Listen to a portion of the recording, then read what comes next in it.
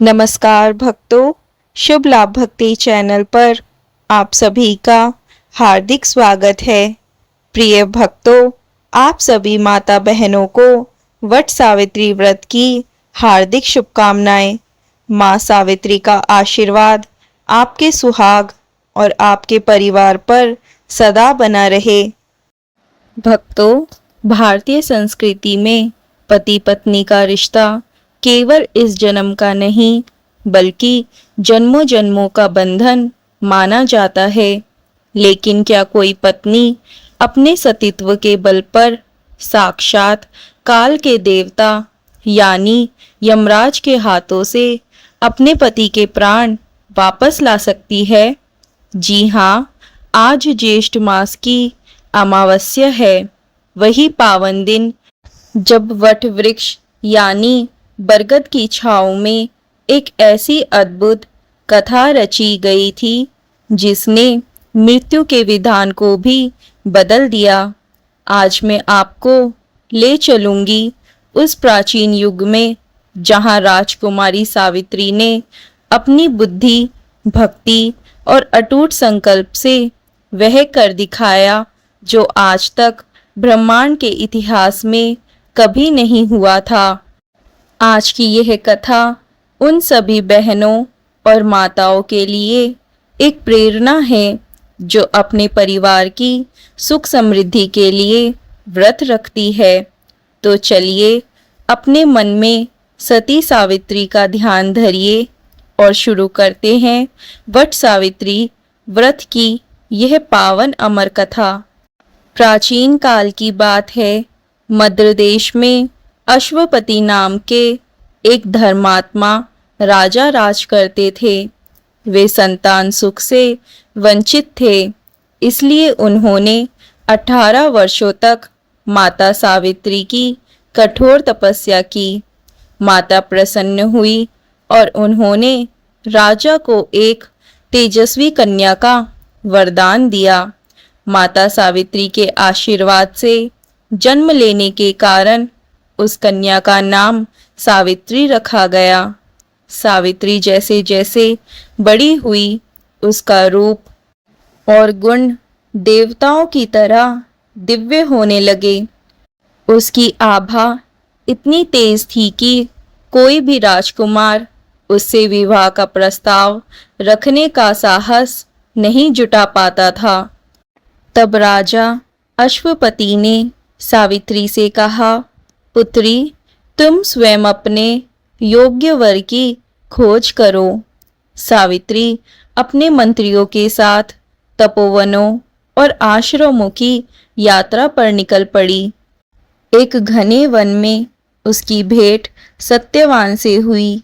सत्यवान साल्व देश के अंधे राजा धुमतसेन के पुत्र थे, जिनका राज्य शत्रुओं ने छीन लिया था और वे अब वन में तपस्वी का जीवन बिता रहे थे।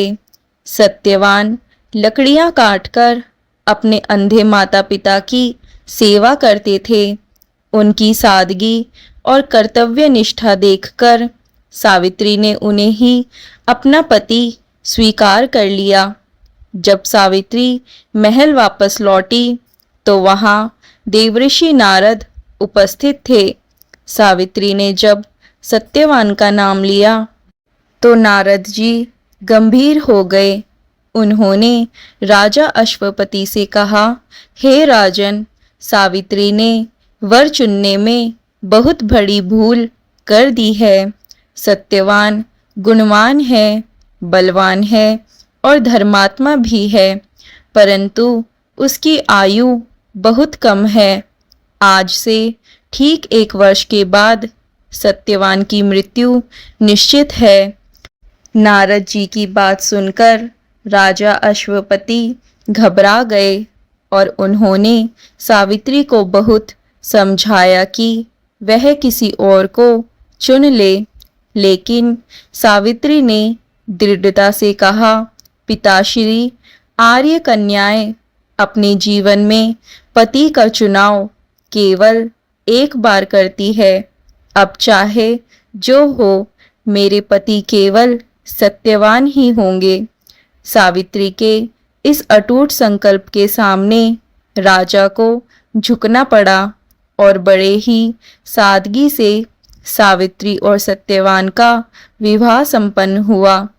सावित्री अपने महल के सुखों को त्याग कर वन की उस छोटी सी कुटिया में आ गई और राजसी वस्त्रों का त्याग कर दिया और वल्कल वस्त्र धारण कर लिए। वह अपने अंधे सास ससुर की सेवा किसी कुशल दासी की तरह करती और पति सत्यवान के हर कार्य में हाथ बटाती। लेकिन सावित्री के मन में नारद जी के वे शब्द किसी जलते हुए अंगारे की तरह बस गए थे। विवाह के ठीक 1 वर्ष पश्चात सत्यवान की मृत्यु निश्चित है। जैसे जैसे दिन बीतते गए सावित्री का हृदय भारी होने लगा। वह मन ही मन दिनों की गणना करती रही। जब सत्यवान की मृत्यु के केवल 4 दिन शेष रह गए तब सावित्री ने एक अत्यंत कठिन निर्णय लिया। उसने त्रिरात्र व्रत का संकल्प लिया जिसमें लगातार 3 दिन और 3 रात तक बिना अन्न जल ग्रहण किए खड़े रहकर तपस्या करनी होती थी। राजा घुमुदसेन और उनकी पत्नी अपनी पुत्र वधू का यह कठोर तप देखकर बहुत दुखी हुए। उन्होंने सावित्री से कहा, पुत्री, तुम इतनी सुकुमार हो, इतना कठिन तप कैसे करोगी? यह तो प्राण ले लेने वाला व्रत है। परंतु सावित्री ने हाथ जोड़कर विनम्रता से कहा, पिताश्री, आप निश्चिंत रहे। मैंने यह संकल्प एक विशेष उद्देश्य से लिया है और प्रभु मुझे इसे पूर्ण करने की शक्ति देंगे। सावित्री ने 3 दिनों तक ना कुछ खाया, ना पिया और ना ही विश्राम किया। वह निरंतर भगवान नारायण और माता सावित्री का ध्यान करती रही। उसकी इस तपस्या ने उसके सतीत्व को उस स्तर पर पहुंचा दिया था जहां वह साक्षात काल को देख सकती थी। अंततः वह भयावह दिन आ ही गया, ज्येष्ठ मास की अमावस्या। उस दिन सावित्री ने प्रातःकाल उठकर पितरों और देवताओं का पूजन किया। वह जानती थी कि आज ही वह दिन है जब उसके सिंदूर की परीक्षा होनी है। सत्यवान हमेशा की तरह लकड़ियां काटने के लिए वन जाने लगे। सावित्री, जो पहले 1 साल से कभी सत्यवान के साथ वन नहीं गई थी, आज जिद करने लगी। सावित्री ने अपने सास ससुर से आज्ञा मांगी और कहा, आज मेरा मन अशांत है, मैं अपने पति के साथ वन जाना चाहती हूँ, कृपया मुझे अनुमति दे। सावित्री के आग्रह को देखते हुए उसके सास ससुर ने उसे वन जाने की अनुमति दे दी। सत्यवान हाथ में कुल्हाड़ी लिए और सावित्री का हाथ थामे घने जंगल की ओर चल दिए। वन में पहुंचकर सत्यवान ने एक विशाल वृक्ष के नीचे सावित्री को बिठाया और स्वयं लकड़ियां काटने के लिए एक पेड़ पर चढ़ गए। कुछ ही देर में सत्यवान को चक्कर आने लगे और उनके सिर से असहाय पीड़ा होने लगी। वे नीचे उतरे और व्याकुल होकर सावित्री की गोद में अपना सिर रखकर लेट गए। सावित्री का कलेजा धक धक करने लगा। उसे आभास हो गया कि नारद जी की कही हुई वह काली घड़ी अब सर पर खड़ी है। तभी अचानक घने जंगल में सन्नाटा छा गया। पक्षियों ने चहचहाना बंद कर दिया और सामने से एक अत्यंत विशाल, तेजस्वी और श्याम वर्ण की आकृति आती हुई दिखाई दी। उनके हाथ में यमराज का फंदा था और उनकी आंखें अंगारे की तरह लाल थी। सावित्री समझ गई कि यह कोई साधारण पुरुष नहीं, बल्कि साक्षात मृत्यु के देवता यमराज है। भक्तों, सत्यवान सावित्री की गोद में बेसुध पड़े थे। तभी वहां साक्षात यमराज प्रकट हुए। यमराज का स्वरूप अत्यंत तेजस्वी और भयभीत करने वाला था, लेकिन सावित्री तनिक भी विचलित नहीं हुई। उसने हाथ जोड़कर प्रणाम किया और पूछा, हे देव, आप कौन हैं और मेरे पति के पास इस रूप में क्यों खड़े हैं? यमराज ने गंभीर स्वर में कहा, हे पतिव्रता सावित्री, मैं यम हूँ। तुम्हारे पति सत्यवान की आयु पूर्ण हो चुकी है। चूंकि यह अत्यंत धर्मात्मा और सदुगुणी था, इसलिए इसे लेने मेरे दूत नहीं, बल्कि मैं स्वयं आया हूँ। इतना कहकर यमराज ने अपने पाश फंदे से सत्यवान के शरीर से उनके अंगूठे के बराबर सूक्ष्म प्राण को निकाल लिया और उसे लेकर दक्षिण दिशा की ओर चल दिए। जैसे ही यमराज आगे बढ़े, सावित्री भी उनके पीछे पीछे चलने लगी। कुछ देर चलने के बाद यमराज ने पीछे मुड़कर देखा और चकित होकर बोले, सावित्री, तुम कहाँ आ रही हो? जीवित मनुष्यों का इस मार्ग पर आना वर्जित है। अब तुम्हारा और सत्यवान का साथ यहीं तक था। वापस जाओ और अपने पति का अंतिम संस्कार करो। सावित्री ने अत्यंत विनम्रता के साथ उत्तर दिया, हे धर्मराज, सनातन धर्म कहता है कि जहाँ पति जाता है वहीं पत्नी को भी जाना चाहिए। यह मेरा धर्म है और आपकी कृपा और मेरी तपस्या के बल पर मुझे इस मार्ग पर चलने में कोई थकान नहीं हो रही है।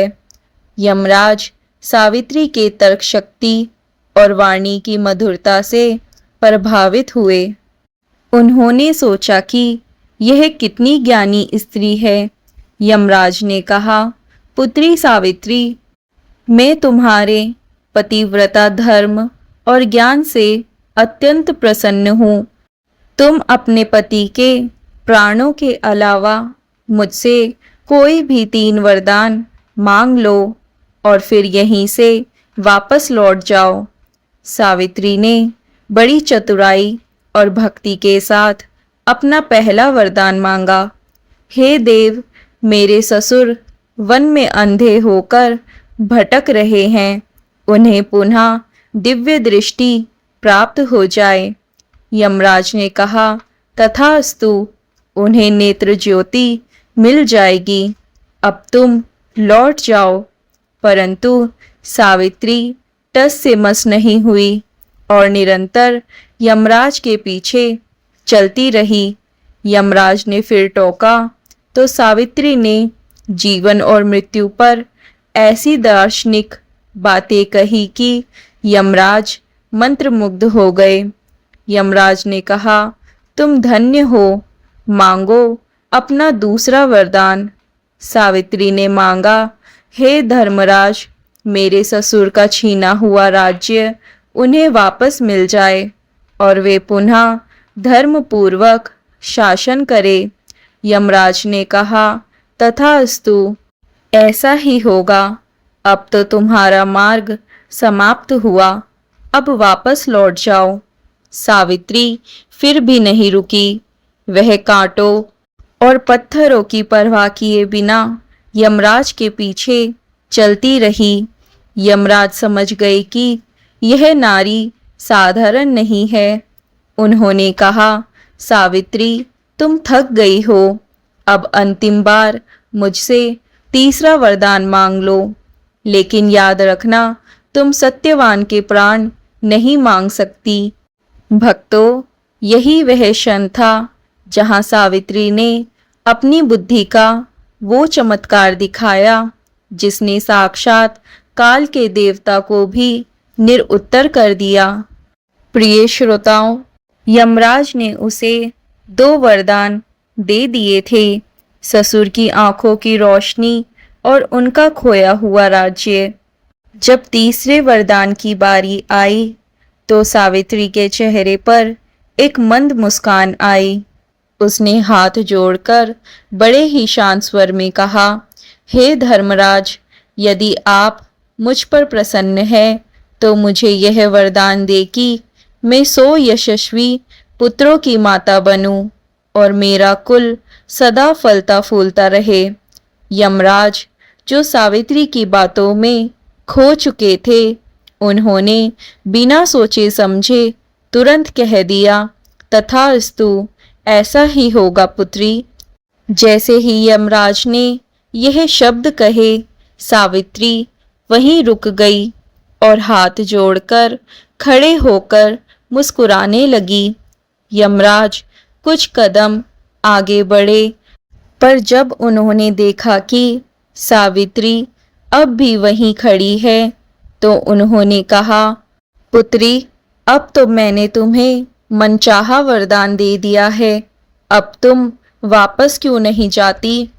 सावित्री ने बड़ी विनम्रता से कहा, हे देव, आपने ही मुझे 100 पुत्रों की माता होने का वरदान दिया है, परंतु एक पतिव्रता नारी के लिए अपने पति के बिना पुत्रवती होना धर्म के विरुद्ध है। यदि आप सत्यवान के प्राण अपने साथ ले जाएंगे तो आपका दिया हुआ तथास्तु का वरदान झूठा हो जाएगा। क्या धर्मराज का वचन कभी निष्फल हो सकता है? यमराज सावित्री की बात सुनकर स्तब्ध रह गए। उन्होंने महसूस किया कि सावित्री ने अपनी बुद्धि से उन्हें एक ऐसे धर्म संकट में डाल दिया है जहां से निकलने का कोई मार्ग नहीं था। यदि वे सत्यवान को ले जाते तो उनका वरदान झूठा हो जाता और यदि वे वरदान पूरा करते तो उन्हें सत्यवान को छोड़ना ही पड़ता। सावित्री की ऐसी अद्भुत तार्किकता और अपने पति के प्रति अटूट प्रेम को देखकर यमराज का हृदय पिघल गया। वे जोर से हंसे और बोले, धन्य हो सावित्री, तुम साक्षात सतीत्व की प्रतिमूर्ति हो। तुम्हारी बुद्धि ने आज मृत्यु के देवता को भी परास्त कर दिया है। मैं तुम्हारे वचन के पाश में बंध गया हूँ। यमराज ने तुरंत अपने पाश से सत्यवान के सूक्ष्म प्राणों को मुक्त कर दिया और सावित्री को आशीर्वाद देते हुए कहा, जाओ पुत्री, तुम्हारे पति को मैं 400 वर्षों की नवीन आयु दान देता हूँ। तुम दोनों दीर्घायु होंगे और तुम्हारे कुल का यश पूरे ब्रह्मांड में गूंजेगा। इतना कहकर यमराज अपनी दिशा में ओझल हो गए। प्रिय भक्तों, यमराज से पति के प्राणों का दान लेकर सावित्री बड़े वेग से उसी ओर वापस लौटी जहां उसने अपने पति सत्यवान के पार्थिव शरीर को छोड़ा था। वह घना जंगल अब उसे डरावना नहीं लग रहा था, क्योंकि उसके पास सतीत्व की शक्ति और यमराज का आशीर्वाद था। सावित्री उस विशाल वट वृक्ष के पास पहुंची जिसके नीचे सत्यवान का शरीर निर्जीव पड़ा था।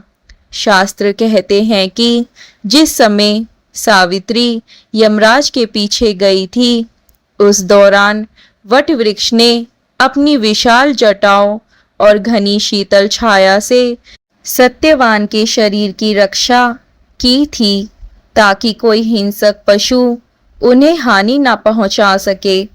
इसलिए आज भी महिलाएं वट वृक्ष की पूजा करती है, क्योंकि उसने संकट के समय सत्यवान के शरीर को अपनी गोद में शरण दी थी। सावित्री ने आकर पुनः सत्यवान का सिर अपनी गोद में रखा। कुछ ही क्षणों में सत्यवान के शरीर में हलचल हुई। उन्होंने अपनी आंखें ऐसे खोली जैसे कोई गहरी नींद से जागा हो। सत्यवान ने उठकर चारों ओर देखा और बोले, सावित्री, मैं बहुत देर तक सोया रहा। मुझे एक बड़ा ही विचित्र स्वप्न आया। मैंने देखा कि कोई श्याम वर्ण का तेजस्वी पुरुष मुझे अपने साथ ले जा रहा था। क्या वह सच था? सावित्री ने मुस्कुराते हुए कहा, स्वामी, वह स्वप्न नहीं, सत्य था। पर अब संकट टल चुका है। साक्षात धर्मराज ने आपको जीवन दान दिया है। अब रात गहरी हो रही है। हमारे माता पिता आश्रम में व्याकुल हो रहे होंगे। हमें शीघ्र चलना चाहिए। सत्यवान अपनी कुल्हाड़ी और लकड़ियां लेकर सावित्री के साथ आश्रम की ओर चल दिए। उधर आश्रम में एक और चमत्कार हुआ था। राजा ध्युमुतसेन की आंखों में अचानक दिव्य ज्योति लौट आई। उन्हें सब कुछ साफ साफ दिखाई देने लगा। वे और उनकी पत्नी अपनी पुत्र वधू सावित्री के तप का प्रभाव समझ गए थे। जब सावित्री और सत्यवान आश्रम पहुँचे तो पूरे वन में हर्षो उल्लास छा गया। तभी साल्वा देश से कुछ सैनिक और मंत्री वहां पहुँचे और समाचार दिया कि महाराज, दुष्ट शत्रुओं को प्रजा ने मार भगाया है और प्रजा आपको पुनः सिंहासन पर देखना चाहती है। सावित्री के वरदान के प्रभाव से रातों रात खोया हुआ राज्य और वैभव वापस मिल गया था।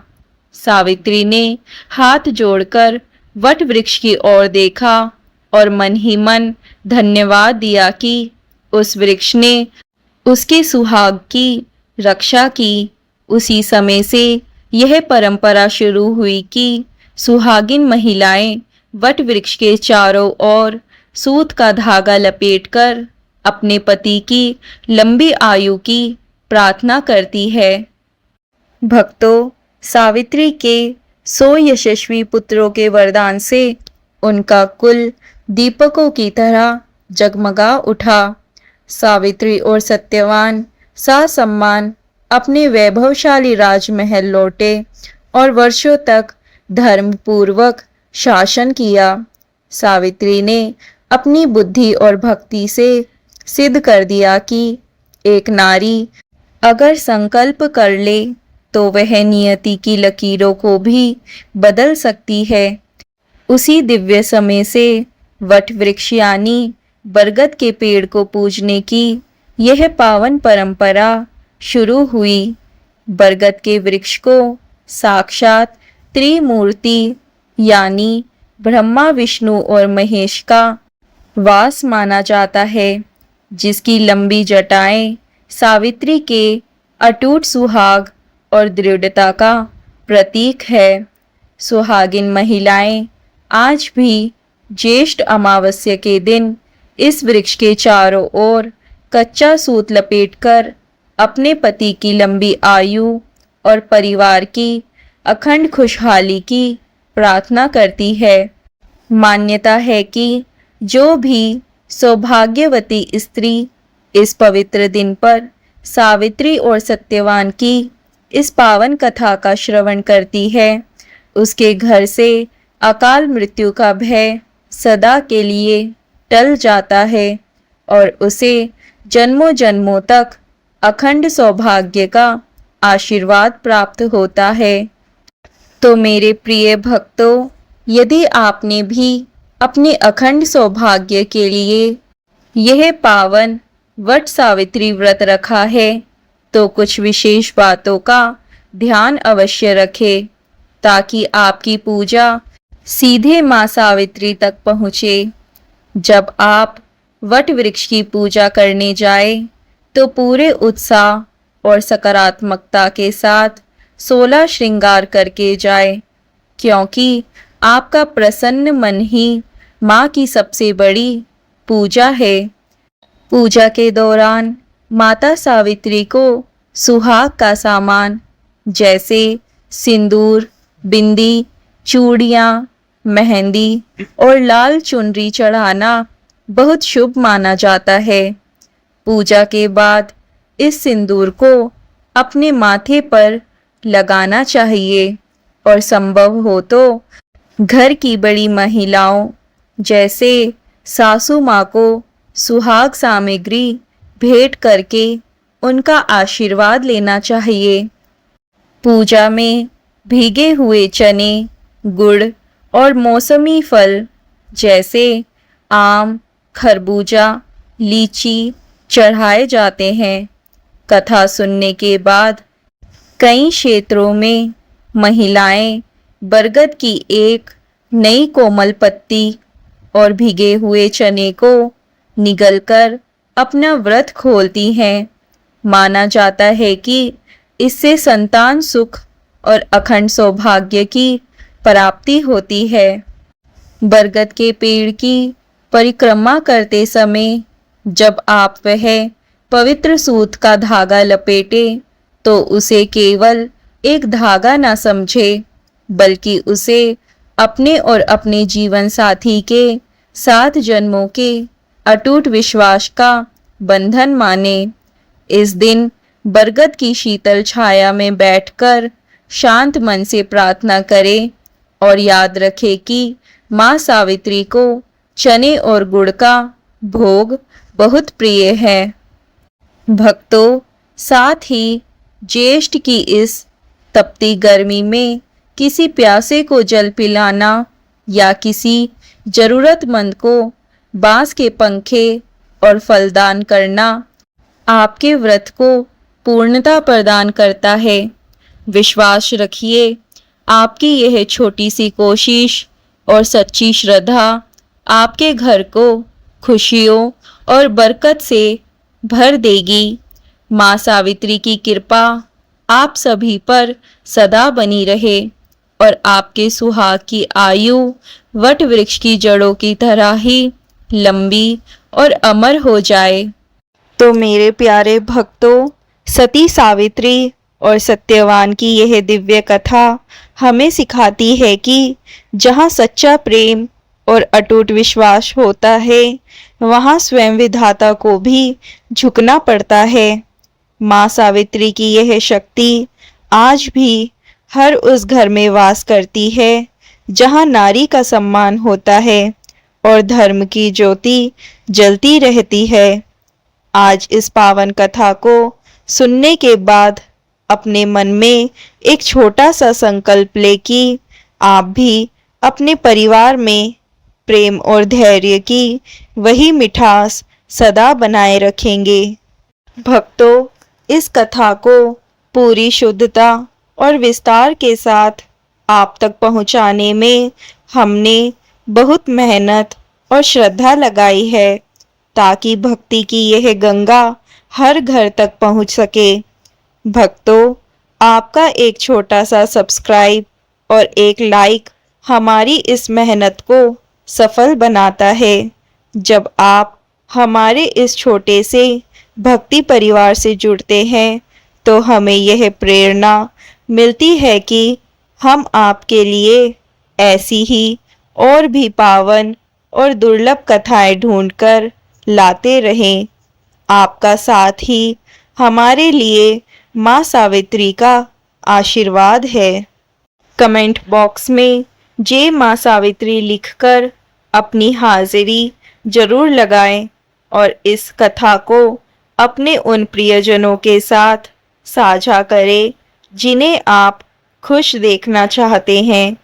माँ सावित्री आपके जीवन की हर बाधा को दूर करे और आपके सौभाग्य को वट वृक्ष की तरह अमर रखे। अगले पावन अवसर पर फिर मिलेंगे। तब तक के लिए प्रेम से बोलिए सती सावित्री और सत्यवान महाराज की जय। जय जय श्री राधे। धन्यवाद।